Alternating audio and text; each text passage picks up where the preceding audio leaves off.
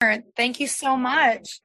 Oh, I have to click got it. This meeting is being recorded. I got it. I got it.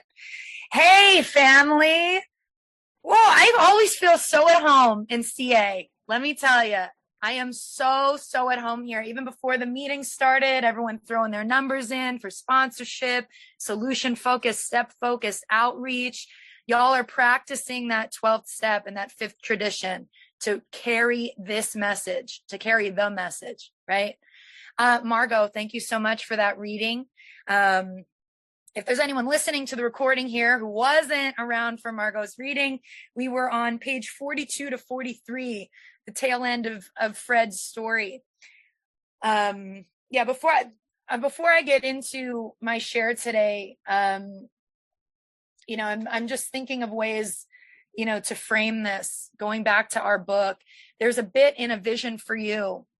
See, I'm already excited about what y'all have to say. I didn't even get started yet.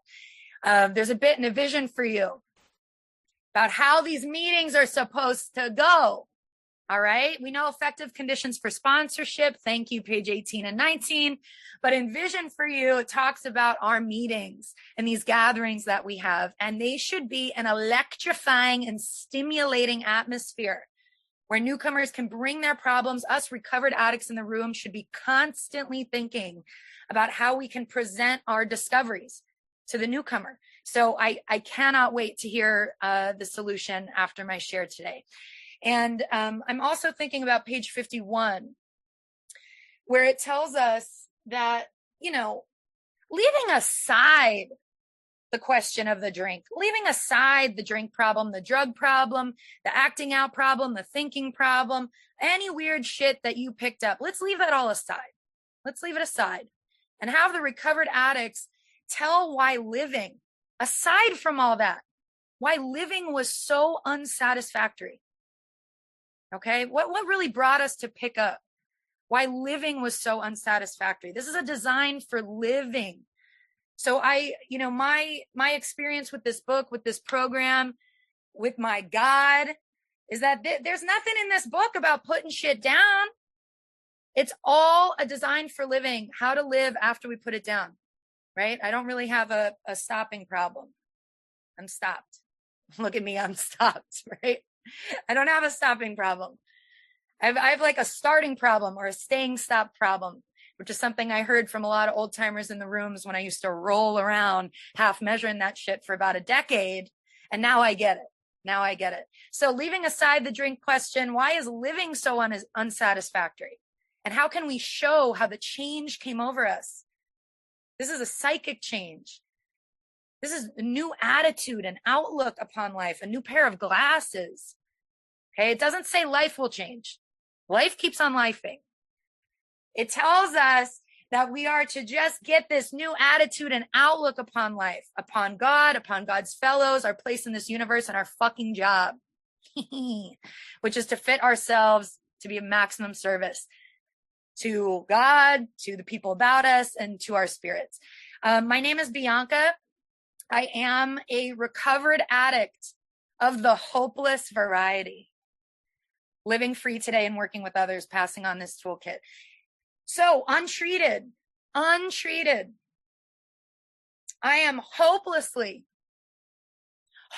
obsessed, consumed with fixing, managing, escaping, controlling the three-dimensional world.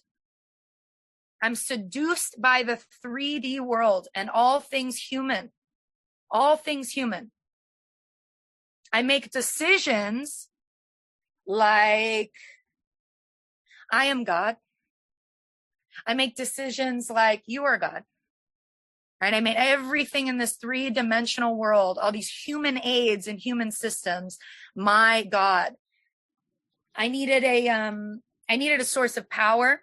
That's what I was seeking in my using was power. I got a lot of that power through performance. And it was pretty short-lived. I rolled around in the rooms for about a decade. I also grew up in recovery. And, if any y'all recovered addicts have kids, you're in for it, baby. recovered kids, recovery kids. We are a particular breed of brat. We really know everything. We really know everything. I knew all the prayers. I knew some page numbers. I knew all the right things to say, to pull the wool over some people's eyes. I was so delusional, I thought my ass could run a treatment center. Okay? Because I was coloring in the back of the rooms and, whatever. I didn't know that everybody was saving a seat for my ass. So yeah, I came in and out for about a decade, half-assing, half measuring, middle of the road solutions. I dipped in and out of a bunch of other recovery spaces, all sorts of things. Man, I did the therapy. I did the trauma work. I did the inner child workshops. I did all the self-help books. I did the EMDR. I did, refuge recovery, smart recovery, all of these things, only to discover that, my home is here. This is where my home is, right here in this magical big book of AA. Another reason that I love CA. Y'all rock the undiluted message of this book. I used to other myself. That book wasn't written for me. That was written by men in the 30s. What do they know about me? Y'all don't know me. Oh, no. What needed to happen is my ass needed to get burnt to a crisp, so badly mangled, as it says in this reading on page 43. That's one of my favorite lines in the big book, that most addicts have to be pretty badly mangled before they really commence to solve their problems. That was me. Okay. Body mangled, physical health fucked. My mind was mush. Okay. And you'd think that would be the most terrifying of it all. It really wasn't. It was the awakening to the fact that my spirit was dying. My spirit was dying. There's a line in the back of the book, in a story called Empty on the Inside. The author, her story parallels my own in many ways. Page 518. The author says most addicts get sober because they're afraid to die. I knew I would live, and that was far more terrifying. I had surrendered. That's really my story. It says that recovered addicts, we have to carry this message of depth and weight. I love what it doesn't say. I always look for what the book doesn't say. It doesn't say details. Carry the message with all the details of the circumstances and the context of your personal story. We could all write books, novels, volumes and volumes. We could all have podcasts, and it. We got crazy stories, us recovered addicts. But I don't need to write a book. What's this one? My story's right here, and I love this shared language. Right? This is what this gives me. This book gives me a shared language so that I could talk about what happened for me. And to circle back to that othering, right? I had othered myself from this book for so long. I had othered myself in a lot of ways, a lot of places, right? Us addicts, super active addicts, we want to be different. We want to be different, looking for the differences rather than the similarities. And I other myself. I am no victim of anyone else's othering. Okay. That's an old idea. That's an old conception that has to be tossed out the window. I othered myself. And until I became so desperate, I couldn't really wake up to that. So I'm happy to be carrying this message today. I think maybe, going through the steps in my journey, and how I pick up this toolkit daily. That's just where God's sending me right now. Step one, I thought I had a step one experience many times. There's a lot of other very visceral experiences that one could think they had, but once you have it, you had it. Okay. So I know I had a very, very, very powerful step one experience. That's my 10-minute timer. I'm just going to repeat that. I had a very powerful step one experience, and it was not the last, where I had to fully concede, not to you, not to any sponsor, not to a therapist, not to my mom, not to my partner. I had to fully concede to my innermost self that I am indeed an addict, and not just any addict, a type 3 addict. We see the type 1, type 2, type 3 from pages 20 to 25, and there is a solution. That type 3 addict is the one who wants to stop. I want to stop. I need to stop. I wish to stop. I try to stop, and I cannot. I go to every human aid and human system possible to stop, and I cannot. That's me. That's that type 3 beyond human aid type addict. And I had to admit that, which carries me to step 2. How the hell am I going to live? I got to pick up the first tool, man, the first tool, that there is a power greater than myself that has the ability, that is big enough to restore my ass to sanity. In the beginning, I was like, to when? When? I couldn't remember when I was sane. To when? This is where that fourth dimension of time comes into play, right? I have to know that, that restoration may not be on a human timeline. That restoration is to my true nature. Just getting a little bit into my 11th step practice, but my true nature is not even Bianca. It's just the name I got coming to earth. My true nature is not my family system or, what I endured or survived or got into. My true nature, my restoration is to my spirit, capital S, to that inner divinity that is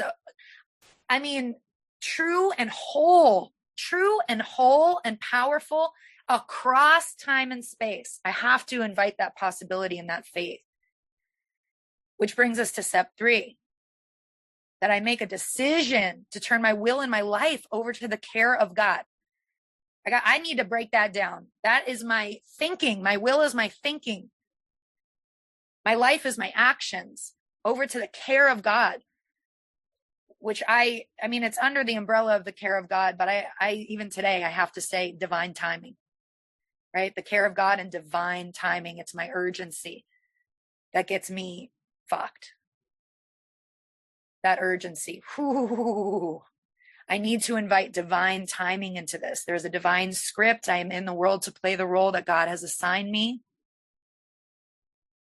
And my step 3 experience, I did have a big boomer. I had a big booming step 3 experience. I was crawling on the ground praying to, be possessed, and it was wild. I'm sure we all have those stories. But step 1, 2, 3 comes for me every day. It has to. It comes to me. It comes to my ass. Okay, because we have to remember that we're fourth dimensional beings. Oh, it's lovely, la la la, but we're still in the 3D world. And I wake up every day. I only have a daily reprieve. So when I am not going to any lengths, there is one who is. That is God. That is that divine force that is going to any lengths all the time to wake my ass up. So step 1 comes for me daily. Step 2 comes for me daily. And I get to that place where it's so intense very quickly today, very quickly, over just in thought, in my thought life, could get so intense and painful and is pulling me so far away from that true nature, that divine spirit, capital S, that step 3 is easy. Step 3 is easy. I always thought, step 3? What? My whole life, my will? That's crazy. That's hard. It's really not. It's very simple. It's very simple. You know, and I remember this when that first step 3 experience came to me alone with God, that it was so almost hilariously painful, the place that I was in,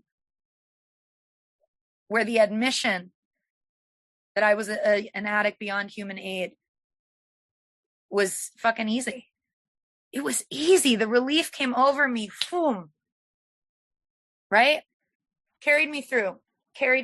But steps 1, 2, 3, it's not a 3-step program. It's not a 3-step program. Step 4 is beautiful. Opportunities for a fourth energy come to me daily, you know, where I have to quit taking other people's inventory. You know, most of us, you know, to conclude that others were wrong was as far as most of us ever got. What usually happened? We stayed sore. We stayed in shame. Sometimes it was remorse and we were sore at ourselves. The world continued to dominate us. We stayed in victimhood. No power there. So I have to disregard the other people and human systems entirely, and look at where my defects of character are expressing themselves. And not only that, I have to see where I can set matters straight. What spiritual principles can I invite in action, demonstration, into my life, into my dynamics with God and the people about me? Step 4 separated me from my stories. And I got a stellar big book sponsor, and my home fellowship is a stellar, radical big book sponsorship group. And we were very simple. You know, you check off the boxes. It's a yes or no. There's no, well, I was a little bit selfish. Is it a yes or no? Is it there or is it not? It's very simple. Answer your questions, yes or no. This is radical, rigorous honesty. And it's actually, I mean, you see, I'm fucking lit up. I would have never answered a yes or no question. Are you crazy? I was like, you know, the murder mystery shows, and they got like all the suspects in the background and the yarn going all over the place. I was like a circumstance, context, so you don't understand. Queen, a yes or no. Yes, a yes or no. This is freedom. You want freedom? A simple yes or no. That's radical honesty. Simple yes or no. That really took me, that little pro tip really rocketed me through my 4th. And you know, 5th step instructions, I have to follow those every day. You know, we're to seek out the properly appointed authority whose duty it is to receive it, right? If I am to discuss anything that has anything to do with fear, resentment, harms to myself or others, I can't go to other sickos. Okay. I want to sometimes. I know who to call. Oh, B, you had no part in that, sweetie. You don't deserve that. Oh, fuck them. I lived that for a long time. And barely, and this is, I'm talking thought, leave aside the drink question, leave aside the drug question. Why was living so unsatisfactory? I was going to people who were just as sick as I was, if not sicker, not carrying this message, that would sit in that column 2 with me, take other people's inventory and keep me small, keep me a victim of this world. Totally unuseful to my spirit and others. Ick. And in the end, it didn't even work. It's like anything. This shit doesn't even work at the end. You can't even get high at the end.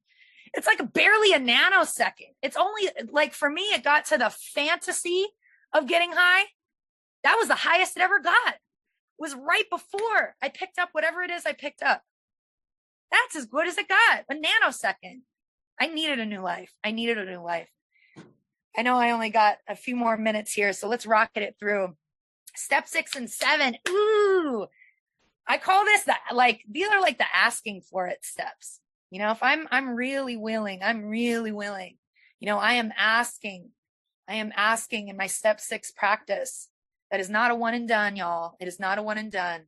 I look at those first 5 propositions, see if I'm deficient. Have I omitted anything? Are the stones properly in place? Have I tried to make mortar without sand? Am I cutting corners? Am I half measuring? God, show me. Show me what's blocking me. I want this freedom. I want these promises. I want to be useful to my spirit and others. I want power, capital P. That's what I've been seeking all my life. I want this. I got 5 more minutes here. So I'm really asking in that willingness of step 6. I'm checking my shit and I'm asking to be shown. I'm asking to be shown. And it's funny in that step 6 and 7 practice, and this is, my experience, I often get what I ask for. Opportunities to practice spiritual principles, which is actually what's going to remove those defects from me. That's how God removes the defects. Humbly ask God to remove our shortcomings. Step 7. This is how they are removed. And this is just the raw truth of my recovery, how these steps work me. I don't work the steps. They work me. Okay. And as I ask for these spiritual principles to come into my life, I get these opportunities, and I'm like, well, fuck, not like that. I know I just asked for it, but not like that. It's amazing. These opportunities, these challenges, these spiritual workouts that we get. That's page 117. Check it out. These spiritual workouts that should be regarded, honored as part of our education. We pay for our education. Okay. We pay for our education. And it's a beautiful thing. Step 8, the list is done, man. If you did a thorough step 4, your list is done. We got to focus on that second part of step 8, became willing to make amends to them all, becoming willing to know, to invite the knowingness that in order for me to have freedom, to find usefulness and peace, and right the wrongs that I've done in my life, I have to become willing to make amends to them all. Step 9, whoa. Realness today. I have never been fully relieved of a resentment, fear, or some obsession of a harm to myself or others until I carried it through a 9. A conscious 9th step practice. This is not a conversation that is one and done. This is an ownership. I fully own my defects of character, and I commit to actions, demonstrations of spiritual principles. My behavior will convince them more than my words. Spend a lot of time with God, a lot of time with my eyes open as to how I can make amends. Yes, of course, surface level, pay this person back, apologize for that thing, get right with your family of origin, whatever. How do I make amends to my resentment, which is inherently harmful and violent, to authority generally? How does one do that? God, show me how to practice those principles. How does one, right the wrong of their energetic harm and resentment to all men? That was me right there. I love y'all men out there today. I love you. At one point, that was difficult for me. It was difficult for me. And that's not helpful for anyone. We have to expand. We have to expand our 9th step practice. That's what I have learned. It is really part of this design for living, beyond those direct amends conversations. I love talking about 9th step practice. 10, 11, and 12, y'all know we live in this every day. 10 contains all the 12 steps, all of them. We have specific instructions, and I'm really all about those 10 step promises. You're going to find them in instructions, 84 to 85.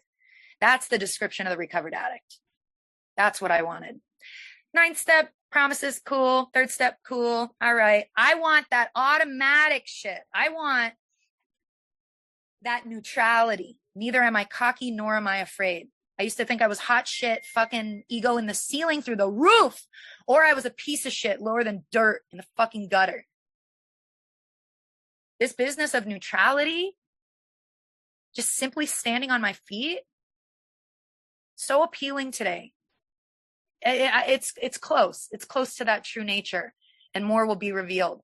11, get some fresh shit. If your 11 is stale, invite some freshness. And 12, we're doing it now, all of us here, which is really to carry this message. This is it. This is it. I am a Big Book sponsor. I have this toolkit, and I pass this on to others and encourage them to pass it on to others. It's my duty. It's an honor and a privilege, and it keeps my ass in check. all the time, and I do it with pleasure. Frequent contact with newcomers and with each other truly is the bright spot of our lives. I'm going to leave it here. Where do I want to leave it? Page 25. This is absolutely true for me, which did not used to be true. And I thought this was crazy. And then I'll open it back up in the room. Page 25. The great fact is this, and nothing less than this, that we have had deep and effective spiritual experiences which have revolutionized, this is radical, revolutionized our whole attitude toward life, toward our fellows, and towards God's universe. The central fact of our lives today is the absolute certainty that our Creator has entered our hearts and lives in a way which is indeed miraculous, commenced to accomplish those things for us which we can never do for ourselves. Thank you all. So excited to hear the solution in the room today. I'll pass it back to our host. Thank you.